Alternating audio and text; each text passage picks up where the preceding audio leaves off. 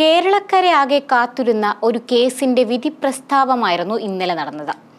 നാടിനെ ഞെട്ടിച്ച പാറശാല ഷാരോൺ രാജ് വധക്കേസിൽ ഒന്നാം പ്രതി ഗ്രീഷ്മയ്ക്ക് കോടതി വധശിക്ഷയ്ക്ക് വിധിച്ചിരിക്കുകയാണ്. Neyyattinkara additional sessions judge AM ബഷീറാണ് ശിക്ഷ വിധിച്ചത്. വധശിക്ഷ വിധിച്ചത് അക്ഷരാർത്ഥത്തിൽ പ്രതിഭാഗത്തെ ഞെട്ടിച്ചു. സാഹചര്യ തെളിവുകളും ഡിജിറ്റൽ തെളിവുകളുമാണ് പ്രോസിക്യൂഷൻ കോടതിയിൽ ഹാജരാക്കിയത്. നേരിട്ടുള്ള തെളിവുകളില്ലാത്തതിനാൽ പരമാവധി ജീവപര്യന്തം വരെയാണ് പ്രതിഭാഗം പ്രതീക്ഷിച്ചിരുന്നത്. ഷാരോണിന്റെ ശരീരത്തിലെ വിഷത്തിന്റെ അംശമടക്കമുള്ള തെളിവുകൾ ഹാജരാക്കാനും അന്വേഷണ സംഘത്തിന് ആയിരുന്നില്ല. മാത്രമല്ല, സാഹചര്യ തെളിവുകളുടെ അടിസ്ഥാനത്തിൽ വധശിക്ഷ വിധിക്കരുതെന്ന് മേൽക്കോടതികൾ പലപ്പോഴും നിർദ്ദേശിച്ചിട്ടുണ്ട്. ക്രിമിനൽ പശ്ചാത്തലമില്ലാത്ത 24 വയസ്സുള്ള ഒരു പെൺകുട്ടിയാണെന്നതും പ്രതിക്ക് അനുകൂല ഘടകമായിരുന്നു. ജയിലിൽ നിന്ന് പുറത്തിറങ്ങിയാൽ സമൂഹത്തിൽ വീണ്ടും പ്രശ്നമായി മാറുന്ന പ്രതികൾക്കാണ് സാധാരണ വധശിക്ഷ വിധിക്കുന്നത്. പക്ഷേ ഇതൊന്നും പരിഗണിക്കാതെയാണ് കോടതി പരമാവധി ശിക്ഷ വിധിച്ചതെന്നാണ് പ്രതിഭാഗത്തിന്റെ പരാതി. തുടക്കത്തിൽ ഗ്രീഷ്മ കുറ്റം ചെയ്തിട്ടില്ലെന്നായിരുന്നു പ്രതിഭാഗത്തിന്റെ വാദം. എന്നാൽ ഗ്രീഷ്മ കുറ്റക്കാരിയാണെന്ന് കണ്ടെത്തിയതോടെ കൊല്ലപ്പെട്ട ഷാരോണിനെതിരെ രൂക്ഷ വിമർശനവുമായി പ്രതിഭാഗം കോടതിയിലെത്തി.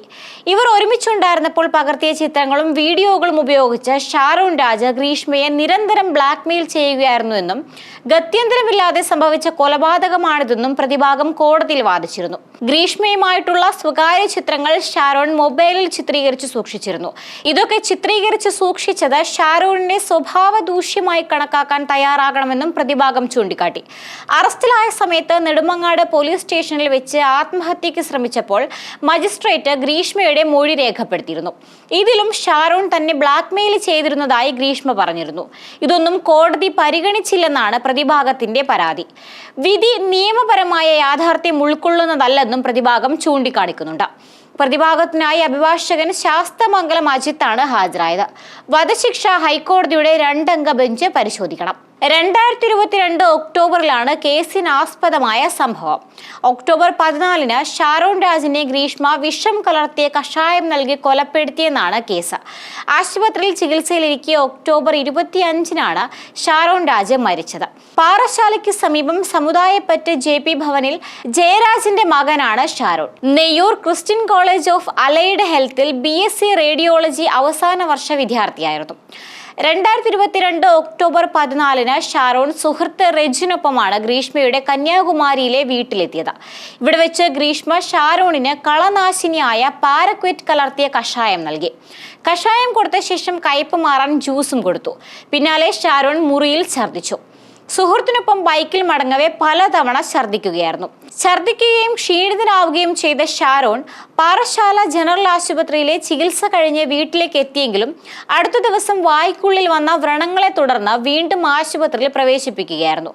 ഷാരോണിന്റെ വൃക്ക, കരൾ, ശ്വാസകോശം എന്നിവ തകരാറിലായി ചികിത്സയിലിരിക്കെ മരിക്കുകയായിരുന്നു. കോളേജിലേക്കുള്ള ബസ് യാത്രക്കിടെയാണ് ഷാരോണും ഗ്രീഷ്മയും പരിചയപ്പെടുന്നത്. 2021 ഒക്ടോബർ മുതലാണ് ഇരുവരും പ്രണയത്തിലായതെന്നാണ് കുറ്റപത്രത്തിൽ പറയുന്നത്. 2022 മാർച്ച് 4 പട്ടാളത്തിൽ ജോലിയുള്ള ആളുമായി ഗ്രീഷ്മയുടെ കല്യാണം ഉറപ്പിച്ചിരുന്നു. ഗ്രീഷ്മയുടെ ആദ്യ ഭർത്താവ് മരിച്ചുപോകുമെന്ന് ജോത്സ്യന്റെ പ്രവചനമുണ്ടായിരുന്നു. വിവാഹം ഉറപ്പിച്ചതിനു ശേഷം ഷാരോണിന്റെ വീട്ടിൽ വെച്ച് ഇരുവരും താലികെട്ടി. പിന്നീട് വെട്ടുകാട് പള്ളിയിൽ വെച്ചും താലികെട്ടി. തൃപ്പരപ്പിലുള്ള ഹോട്ടലിൽ മുറിയെടുത്ത് ഇരുവരും ശാരീരിക ബന്ധത്തിൽ ഏർപ്പെട്ടതായും കുറ്റപത്രത്തിൽ പറയുന്നുണ്ട്. എന്നാൽ പുതിയ വിവാഹാലോചനയ്ക്ക് പിന്നാലെ ബന്ധം ഉപേക്ഷിക്കാൻ ഗ്രീഷ്മ ശ്രമിച്ചു. പക്ഷേ വിട്ടുപോകാൻ ഷാരോണിന് താല്പര്യമുണ്ടായിരുന്നില്ല. പിന്നാലെയാണ് ഗ്രീഷ്മ കൊലപാതകം ആസൂത്രണം ചെയ്ത് നടപ്പാക്കുന്നത്.